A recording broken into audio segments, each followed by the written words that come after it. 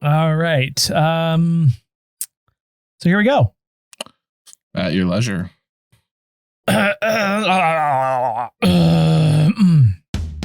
Welcome to Namely 90s. Wow.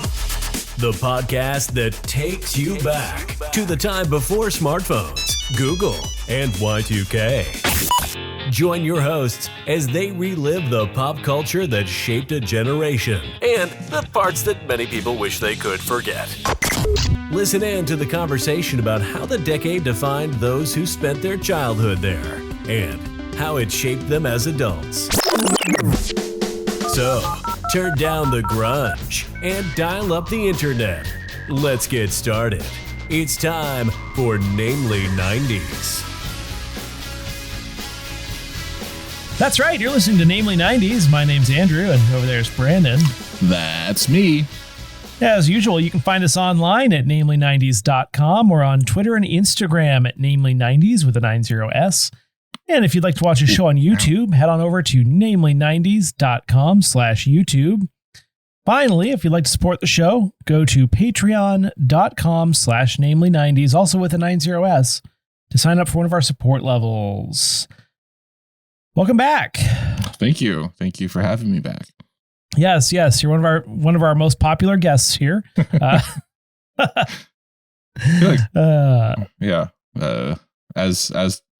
the producer, you're the talent, so it's nice to be allowed back on the show that I talk 60% to 70% yes. of. True. How's it going? It's not bad. It's good week. Found out a girl I like seeing someone, so that's fun. Great. Perfect. Yeah, always good way to start. We're recording on my niece's birthday, so... No, isn't that niece? Wow. Happy birthday to her. Yeah. Also, I recorded this thing like 2 weeks ago for Drunk Theory. They were soliciting people on their Twitter to... Not like that. On their Twitter to... Yeah, only like conservative white men do that, so... He's not really soliciting creepy. Other men of the same persuasion. Gates. Yeah. To rap Jay's rap from the beginning of Jay and Silent Bob Strike Back, which I did from memory. So along with others, which is coming out, I think, on this Wednesday. That's impressive. I don't know what they're using it for. I was just like, oh, I could do that, and then send it to them and not know what they're using it for in the segment. And they were going to record 2 weeks ago, but then apparently they went to a Carlos Mencia show and decided they're too old to do anything after going to a Carlos Mencia show. Carlos Mencia. Now there's a contemporary stand-up comic for you. They were too tired to record afterwards, so then they record every 2 weeks, I guess, or something. Yeah. So okay, that episode is coming out on Wednesday. Well, I'm sure it's theoretically great. Which you can find at drunktheory.com. I haven't heard it yet, but I assume I'm in it. And it is fun. Brandon's on the cutting room floor, or what do they say? Yes. I was left out of the edit. Drunktheory.com. Yes. You know how Andrew feels about podcasts that just drink as their gimmick. No. Here's the problem I have. It's when someone's like, hey, we're going to start a true crime podcast, but ours is different because get this, we're going to be drunk. And everyone's just like, big whoop. Who cares? Womp womp. You know, I think this is the first time I drank on the show or before the show. Well, we drank it at one point. Faithfully drinking my LaCroix. I don't know. I it's pronounced Crocs. LaCroix. Yes. Limoncello flavor. It's excellent. I guess I should ask you, how are you doing? It's been less than a week and things happened. Got our first run-in with the vid, if you know what I mean. Does that mean VD? Sorry. And that's how we segue to Hulu releasing the Pamela Anderson Tommy Lee story. Oh yes. Oh boy. We are currently having our first encounter with COVID in the household. What I don't understand is why they needed to have actors come back and play either of them, because there's already a tape. Sorry, True. What? You got COVID? We have managed to go 22 months without anyone in our household obtaining COVID, and unfortunately, somehow our toddler has it. The toddler doesn't go anywhere. That's so strange. We're dealing with that. It's fortunately, these new variants are supposedly less virulent, less scary, and kids tend not to get as sick. So I'm just trying to stay scarce. I'm getting a vacation from my own house because I'm not supposed to get sick. You're living out in the recording booth then? Yeah, I have a conference call at 6 a.m. tomorrow, and then I have to leave for the whole day. Well, that's fun. Yeah. Best of luck to all of you battling. I actually just purchased my first N95 since the start of the pandemic, which is crazy because I had like 2 of them, and it did not last me the entire pandemic. Let me tell you. I've been existing off of gaiters and cloth masks. Did they come pre-spat into by Donald Trump? No, they were actually sealed, but I did buy them at Home Depot, so I'm sure someone just stuck COVID in all of them. Yes. But it's fun because since they're N95s, not the KN95s, they have to properly seal. So like, it's just like, my face is fat. Okay. So it's like, there's like a visual distance between the, like where the mask ends and like my sideburns. And I also shaved, which if you were watching on naming90s.com/YouTube last week, you saw, I have a really creepy porno stash now. True. But it's 1 to let my chin breathe after like 6 months of being captive, and 2, I'm able to actually seal the mask around my face. So the old soup strainer. Yep. What's the difference? I don't know the difference between a N95 and KN95. The KN95 designation is because it was approved in China under their standards, not. Oh, right, because it's kind of a cesspool. It's just different. There's also a third one for Korean standards, but N95 is NIOSH American standard. I think it filters out what 95% of something or another. Yes. Yeah. I wear my cloth mask that probably does jack shit, but I just do it faithfully. Well, yeah. I mean, I had been until they're like, I guess you should probably just wear N95s now. I'm like, well, it's like my whole life is a lie. They're like, for the last 2 years, I've been wearing these cloth masks. And they're like, by the way, doesn't do anything. You're like, oh, good, thanks. Science. It's more important now that Omicron's more easily transferable, but at the same time, it's not as like terrible. Yeah. Well, here's the thing. The only prayer in the Lord Jesus Christ shall protect us from the COVID. Good point. Speaking of things from China that don't match up to its American equivalents, have you heard about the 10-cent ending of Fight Club? No. It was a big thing over the weekend. It blew up on social media. So I'm not going to spoil Fight Club for you because I know you haven't seen it. And it's a movie that I want to visit at some point down the line. So basically, the ending, there's the character Tyler Durden ends up blowing up all these buildings and watching it with Marla, Tim Burton's wife or ex-wife or whatever. You know the woman. But in the Chinese version, I sent you a screenshot. Let me read this to you. Instead of showing the explosions at the end of Fight Club, which is a 90s movie, I believe, which is why I'm bringing it up at all. They, instead of showing like the final scene, they show through the clue provided by Tyler. This is all text. Through the clue provided by Tyler, the police rapidly figured out the whole plan and arrested all criminals, successfully preventing the bomb from exploding. After the trial, Tyler was sent to a lunatic asylum, receiving psychological treatment. He was discharged from the hospital in 2012. Wow. Yeah. You broke the first rule of Fight Club, though, unfortunately. Talking about Fight Club. Yep. Yes. But yeah, Tencent is kind of like the Netflix of China. Okay.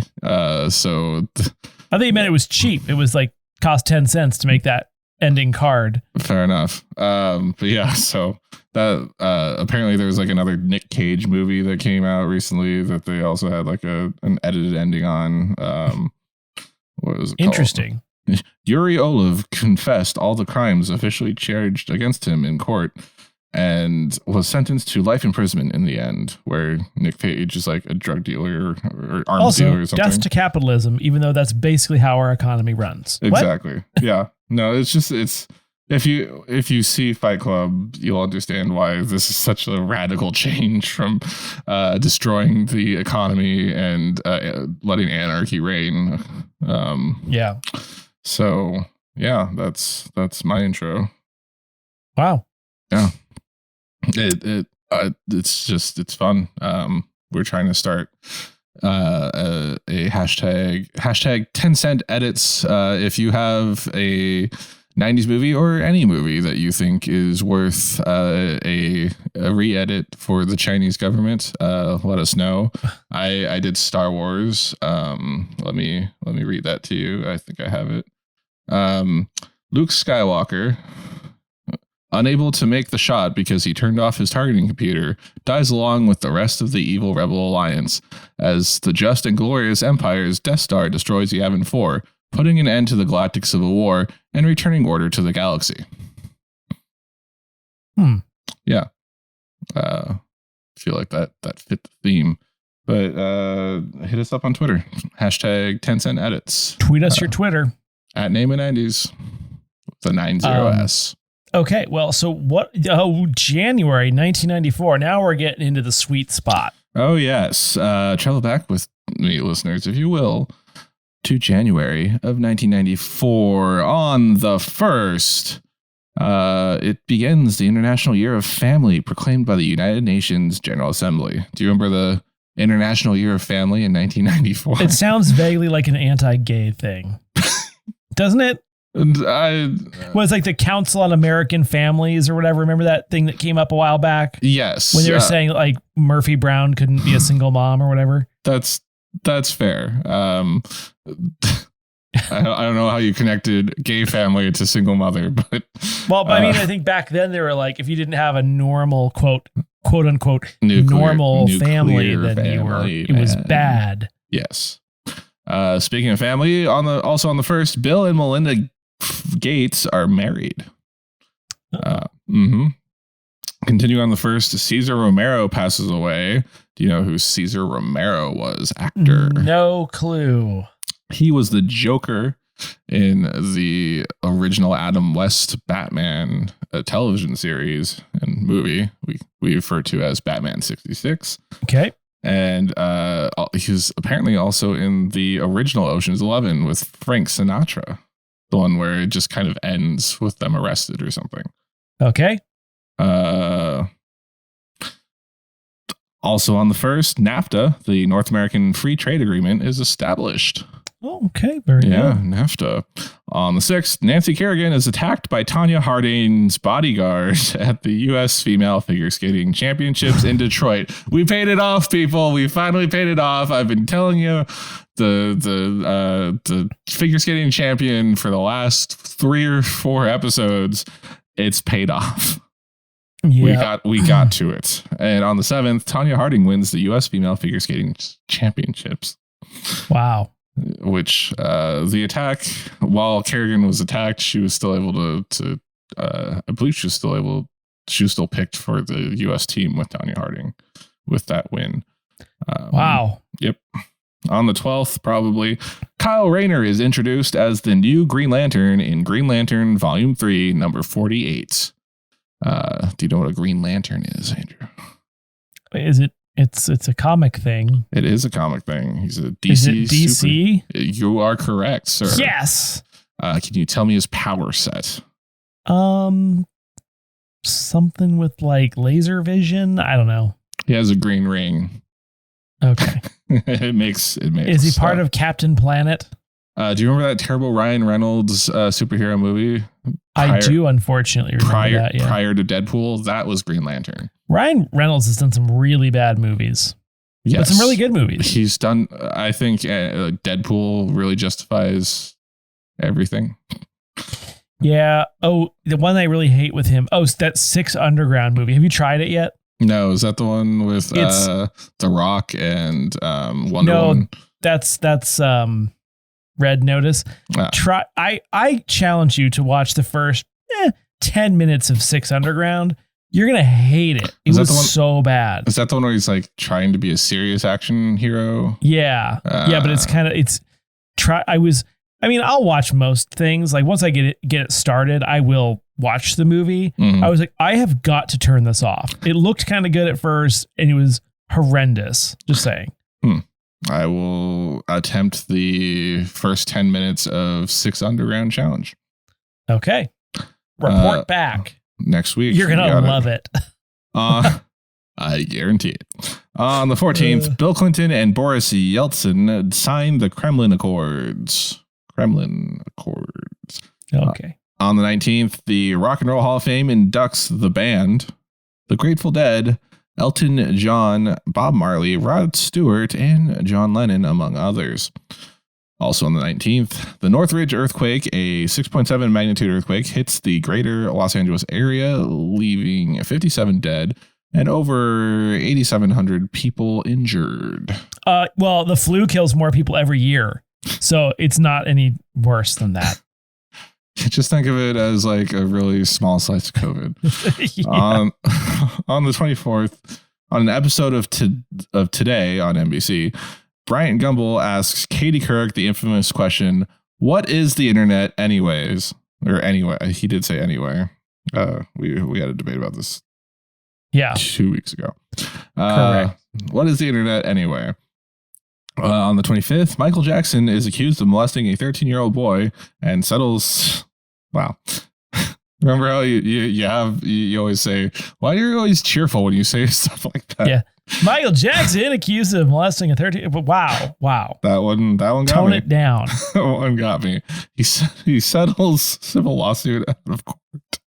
Yeah, because people who have nothing to hide always settle out of court. Coincidentally, also on the 25th, R. Kelly releases his single Bump and Grind. So my question is, like, people want to cancel R. Kelly, which is fine. He's a total douchebag, creepy canceled already? Predator. Yeah, but like, you're not even allowed to talk about him anymore. Remember when Kayla got mad at us for talking about him? Like, oh, Michael Jackson, that's totally fine. Like, keep talking about him.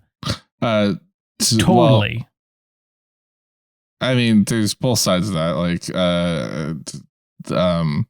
you're not supposed to talk about any of the molesty people, but people like Michael Jackson, David Bowie, they have such like their contributions to music is echelons above Bump and Grind by R. Kelly. I know, but you're walking down a slippery slope with that one. You know, That's true. But since both Michael Jackson and David Bowie are now dead, technically money that goes to the estate probably goes to their victims. I would hope so. On the 30th, the Super Bowl 28, the Cowboys beat the Bills 30-13. Who the cares? The Dallas Cowboys. They always call them America's team, and I'm just like, who said? Isn't the Patriots? Who I thought said? The Patriots are America's team. No, the Dallas Cowboys are America's team. Huh? Because they have a star. You know, like, shut up, Chris Collinsworth. TV. I don't know why he's specifically the person who needs to shut up, but TV playing ending. I used to say, my favorite thing is when Al Michaels is like sitting there with his microphone. You know, I don't have a microphone. I'll use this Red Bull can. He's sitting with his microphone. Mm-hmm. Like, oh, you join us here. We've got the Bills versus the Miami Dolphins, and blah, blah, blah. Here's some initial analysis. Chris, and then Chris Collinsworth like slides into frame in his chair. Right next to him. They like frame them both in. I'm like, why do they do this every time? Why is Chris Collinsworth just off screen and then like wheels in? It's very weird. I don't know who those people are. You don't know who Al Michaels is? I know who Al Michaels is, but Chris Collinsworth is the guy who always talks with him and sits next to him. I'm envisioning Al Roker. Fox? I think he's on Fox. I don't really watch the Fox pregame. TV They do premiering the whole ending. thing. Anyway. On the 16th, the George Carlin Show premieres on Fox. And on the 26th, Babylon 5 premieres on, again, P10, whatever that is. I assume syndication, because Babylon 5 was on our UPN channel, I think. Okay. And then ending on the 2nd, Doug, original run Doug on Nickelodeon. Douglas Funny. In the box office on the 7th, we have The Air Up There. And on the 14th, we have House Party 3 and Body Snatchers. Wow. Andrew, not I couldn't stifling contain a my yawn. excitement with the yawn. And in the Billboard charts, number 1 for January 1994, in from December 1993, is Hero by Mariah Carey for the first 3 weeks. And then the last 2 weeks and out into February is All for Love by Bryan Adams, Rod Stewart, and Sting. And for the last week of January 1994, at number 3, we have Breathe Again by Toni Braxton. Number 4 is The Power of Love, but not the one you're thinking about, by Celine Dion. Number 5 is Again by Janet Jackson. Number 7 is All That She Wants by Ace of Base. Number 9 is Shoop by Salt and Peppa. Number 12 is Linger by the Cranberries. Do you have to let it linger? I'm going to linger on that one. Number 14, Do you have to let it linger? I always feel like that song is about farts. That's just me. That we should come back to. Number 14, because the Night by 10,000 Maniacs. Okay. Oh, will you be here by my side? Wait, that's Waiting for Tonight. Because the Night. What is Because the Night? I have no idea. I just listened to it and it was not recognizable. No, what? No, it is definitely. I listened to it as well. Or else I don't put it on here.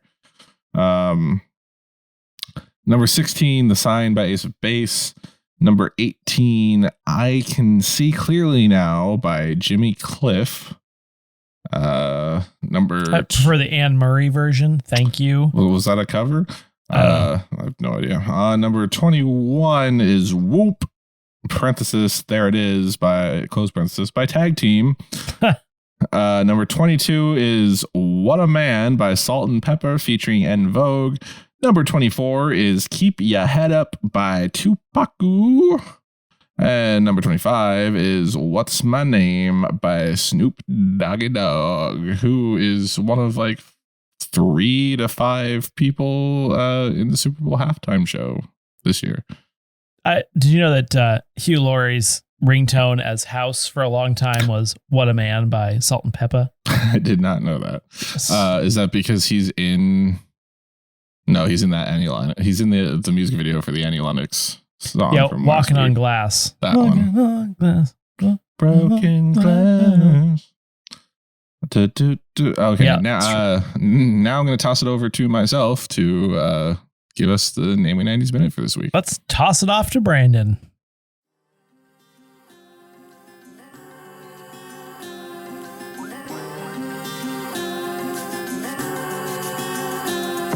Welcome back to our new mid-episode break, Namely 90s Minute. Every week we look back at a culturally relevant show, movie, or piece of pop culture that probably helps stoke the algorithm. This week, in honor of the Pokemon Legends Arceus release on the Nintendo Switch last Friday, we are taking a look back at Pokemon Red and Blue for the original Game Boy.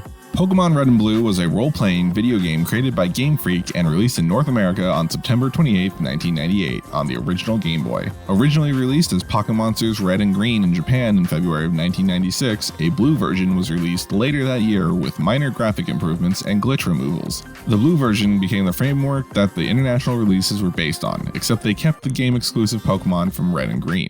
A yellow version was released with a slightly different story to include Jesse and James of Team Rocket, as well as a Pikachu that followed your character around. Red and Blue were later remastered for the Game Boy Advance as Fire Red and Leaf Green in the mid-2000s during the third generation of Pokemon games, and remastered again a decade later as Let's Go Pikachu and Let's Go Eevee, which is closer to an adaptation of Pokemon Yellow with Pokemon Go's catching mechanics. Red and Blue takes place in the region of Kanto, based off the Kanto region of Japan. The main character is named Red, or as most people like to name their character, Butts, who, as a child of about 10 years old, is given a highly advanced piece of technology called a Pokedex by Professor Oak and told to go walk across the entire region of Kanto, catching monsters to fill the Pokedex. Professor Oak also gifts Butts one of the 3 starter Pokemon, Green Garlic Monster, Fire Dinosaur, or Squirrel Turtle, before his grandson Blue, most likely named D-Bag, picks the one that is strongest against the one Butts picked, and then immediately challenges Butts to a dogfight, Pokemon battle. After defeating D-Bag, Butts travels far and wide across Kanto, collecting all 151 Pokemon, winning 8 badges after fighting in official gym dogfights, and eventually stops an international crime organization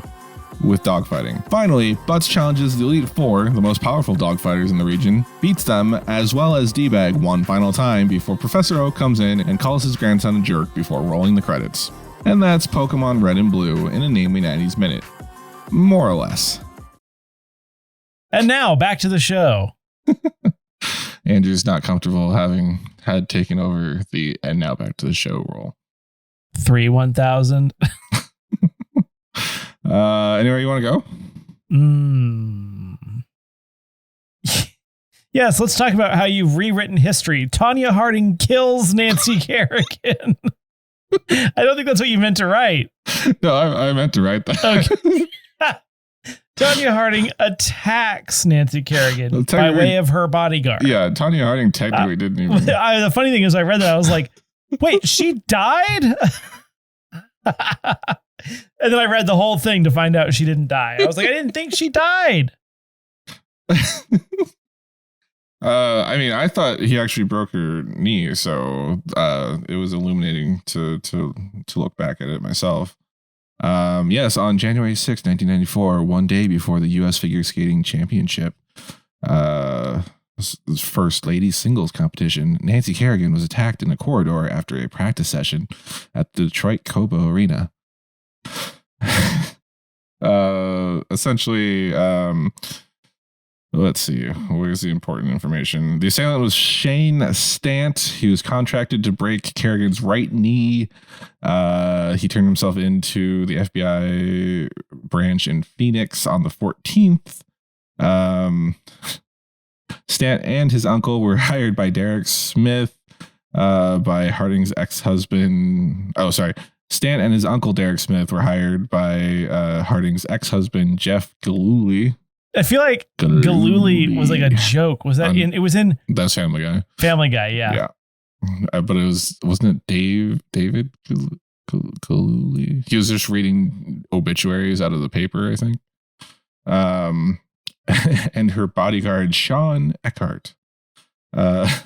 After failing to find Kerrigan in Massachusetts, Stantz had to take a 20-hour bus trip to Detroit. Oh, it's from the episode we can't say the name of anymore.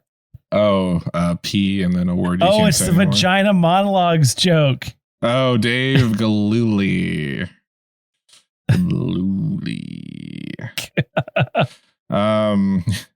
So Kerrigan was walking behind a curtain. Stance basically bum rushed her. Gillooly, sorry. he had a ASP. He had a tactical telescoping baton and hit her right leg, right above the knee. Like all he had to do was break her leg, and he couldn't even do that. Well, it's kind of hard to like. Well, use a lead pipe or something. Come on. That's fair. The telescoping. I mean, get it together. That's all bobbies have in the UK to defend themselves. Like you don't see as many racially motivated random deaths over in the UK with the telescopic baton. But I guess that was actually your point. They have like a taser combined with a gun, so they could just shoot you and shock you at the same time in the US. Yeah, or to confuse for your actual gun. Just imagine like I thought I was reaching for my taser, but I accidentally reached for my bazooka. And you just whoops, honest mistake. I think she got charged. She did. Sure. Okay. Let's see. The leg wasn't broken, but it was severely bruised, which forced Kerrigan to withdraw from the championships, which she had won in the last episode, if you're listening. And then Harding won. And so both she and Kerrigan were selected for the Olympic team. Well, there was no fallout toward Galooly. Tanya Harding. She didn't get anything. Yeah, if I remember correctly. Well, let's see if I remember what actually happened after that. Galooly. Because she was, I know, wasn't she banned from ever competing again? I would hope so. Yeah. That's not really the way to be the best, because it's like, oh, you won first after you like attacked your nemesis. I mean, did you bother to watch I, Tanya? I didn't. What is that? It's like the biopic that. I thought it was like an iCarly thing. No, it was just named like it. Which I finally got through that season because I got another free month of Paramount Plus in the new year. Does anyone care what her story is? iCarly? No, I Tanya. Well, it basically dramatizes this attack, if I remember correctly. I mean, she killed the poor woman. Wait. Anyway. And that's how we spread the rumor that Tanya Harding killed Nancy Kerrigan. Let's see. So, well, she did confess 2 days after what's his face turned himself in. Or no, it was before Galooly surrendered himself. Diane Sawyer asked Harding on primetime about the case, and Tanya Harding said she had done nothing wrong. Yeah, that's totally legit to do that. Why couldn't they just cut her brake lines or something? I don't know. I mean, that would probably have worked better than hitting her with a baton. Or kick her in the leg, and then you could claim you were just trying to trip her or something, or it was an accident. She said Harding said she was sorry Nancy Kerrigan was attacked, that she respected Nancy and claimed not to know in advance of the plot to disable her. Wow. Yeah. She was from Oregon. That's the other thing. Oregon. One of those classy Oregon. Hello to our listeners in Oregon. I just watched the first episode of the X-Files, and Mulder says Oregon the first time. Yep. He says it a few times, doesn't he? Like an East Coast thing. It is an East Coast thing, yeah. Because they've never come out to the West Coast. I wonder if we're pronouncing Michigan wrong. West Coast, more like Best Coast. Florida. Best Coast. The U.S. Figure Skating something association, the USFSA disciplinary panel stated that there were reasonable grounds to believe Harding had violated the sports code of ethics. The USSFSSFFSS Ice Dancing Council. She faced a disciplinary hearing, and the Family Guy thing is they're trying to catch Osama bin Laden, but they're trying a new tactic. They're bringing in Jeff Galooly. Galooly. I love that bit. I sent you the clip. Let's see. Yeah, I don't know. I wish there was a concise TLDR at the end of this so that I can know what all happened. this to say, kids, if you have a competitor, don't hire Jeff Galooly to break her kneecap or whatever. Yeah. Don't let your ex-husband hire two random. Yeah, I don't know, but not to just kill her. Yeah, because then you'll have to share the gold. Women's women's ice skating dance figure skating. That was a big thing. I remember back then. What is internet anyway?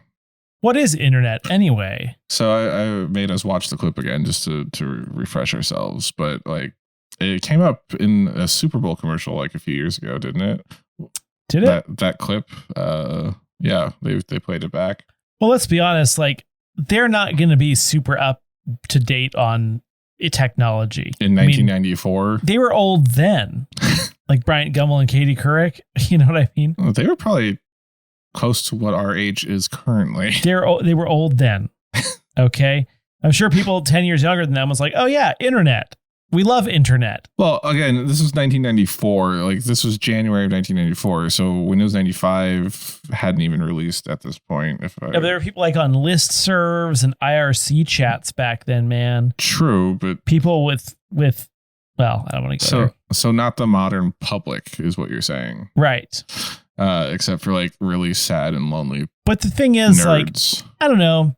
You're like a daily news program. Maybe like do a little research before you talk about something like that. Just a thought. What that stemmed off of was they're like it was like some sort of email or violent crime division at the Today Show. Violence at NBCGE.com.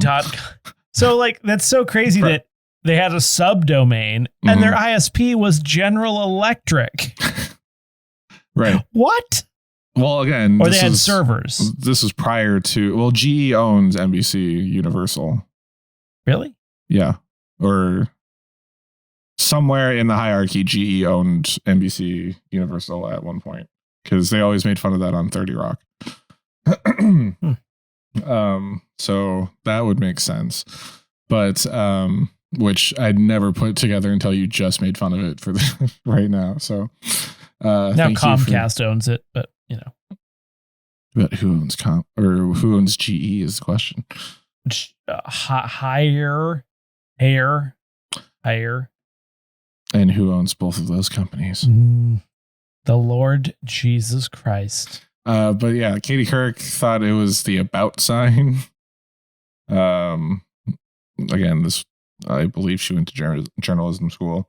Brian Gumbel's just like, what is the internet anyway? Like, doesn't he say what is internet anyway? Is that what is internet anyway? Yes. What is internet anyway? I still don't know. It's a magical series of pipes and tubes. Well, because who said that again? I think Katie Couric said that. She was like, "Let's all the wires and they're connected and." Oh no! Alaskan Senator Ted Stevens referred to the internet as a series of tubes. Oh. Well, I mean, Al Gore invented the internet in 1992, if we remember history correctly. This person said this in 2006. That's still somewhat fair. I mean, there are senators currently and congressmen that do not, or Congress people. Is it congressmen still? Yeah, this man was born in 1923. That don't understand the internet or say, you know, a previous president that thought a free internet was not a good idea. It should be owned by the corporations. And of course, always the corporations or the Chinese government. What? So yeah,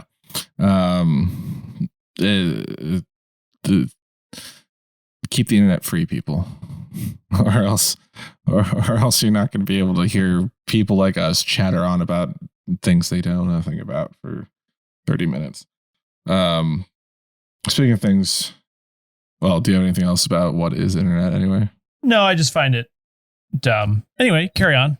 I don't know if I brought this up before, but Green Lantern. I feel like we talked about this at some point. It might have been on a separate podcast, possibly when we were on watching comics last year, or maybe it was in our specials. I did do a search. So if there's any listeners out there that have already heard me talk about Green Lantern Kyle Rayner before, hit us up on Twitter at Naming90s and tell us that we've wasted your time this week. But perfect. Green Lantern, Kyle Rayner, this was big. Hal Jordan had been Green Lantern up till this point, I think. There was a run with Guy Gardner and John Stewart. Oh, I thought this was an actor. This is just like another person who's like this is a comic book character. So is it like how there's different James Bonds, but in a comic?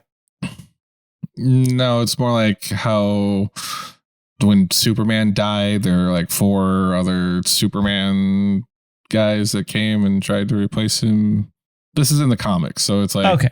It's crazy and far-fetched, and Hal Jordan goes crazy, the original Green Lantern, or the original Silver Age Green Lantern, and he like absorbs the fear thing, fear. Parallax, and becomes the villain Parallax. Very, very clever, and kills all the other Green Lanterns. So yet somehow they're alive after all of this.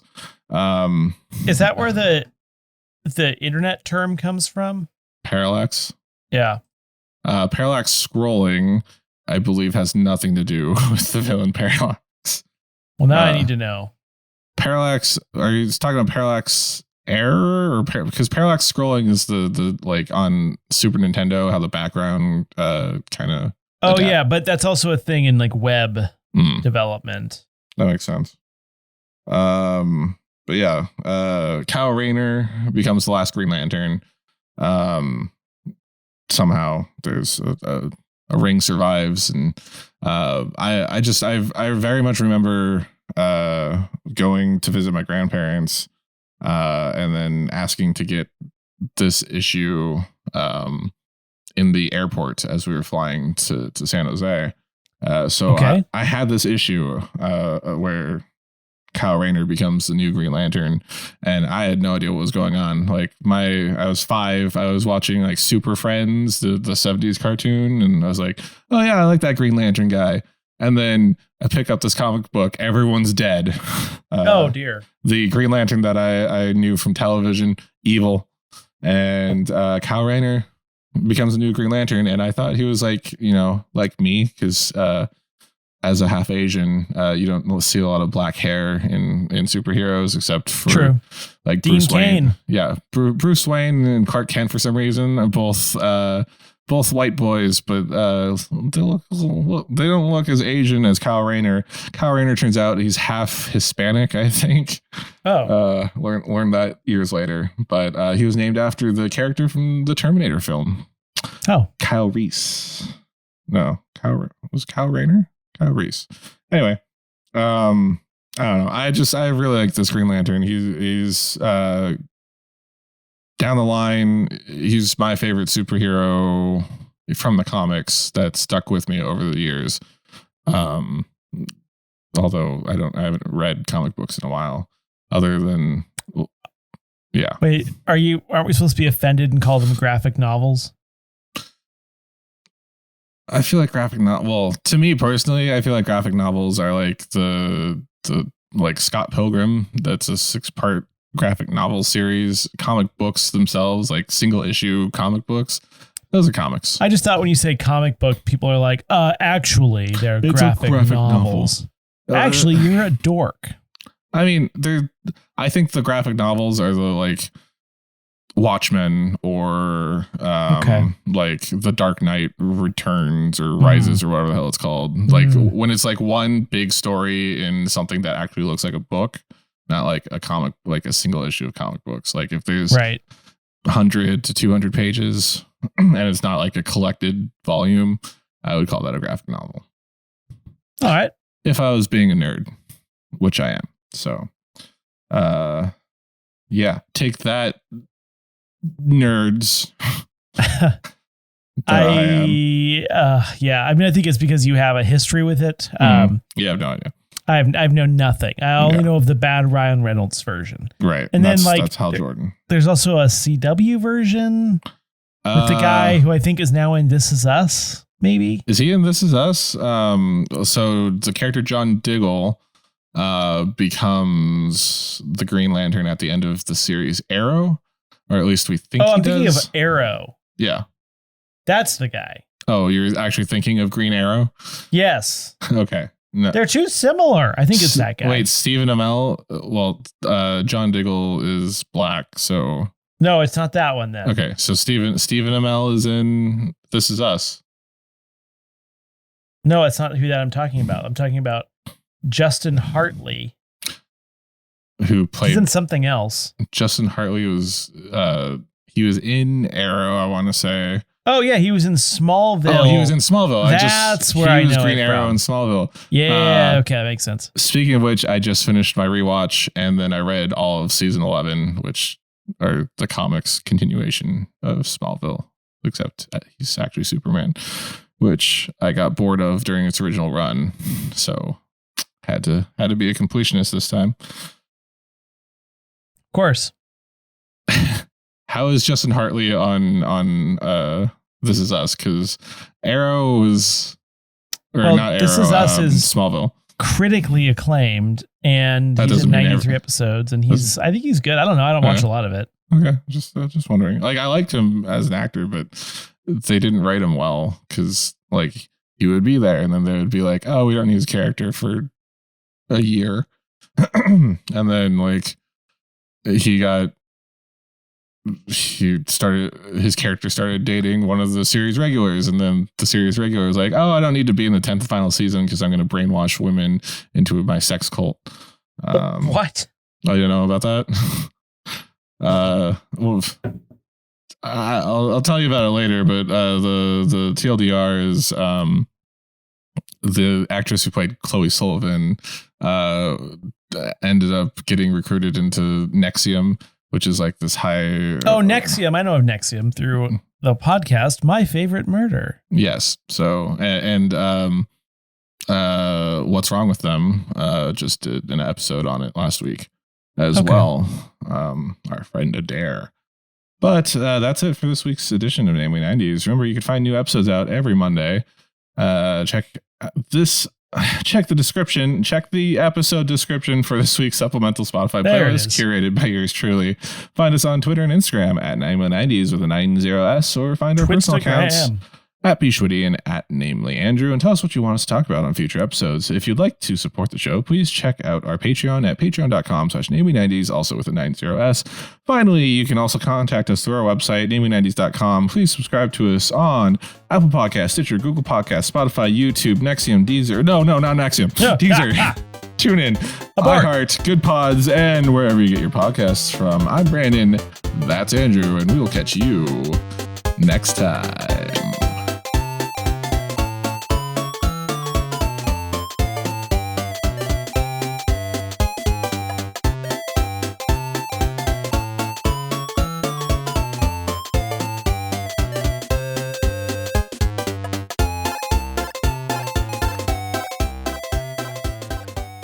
Goodbye.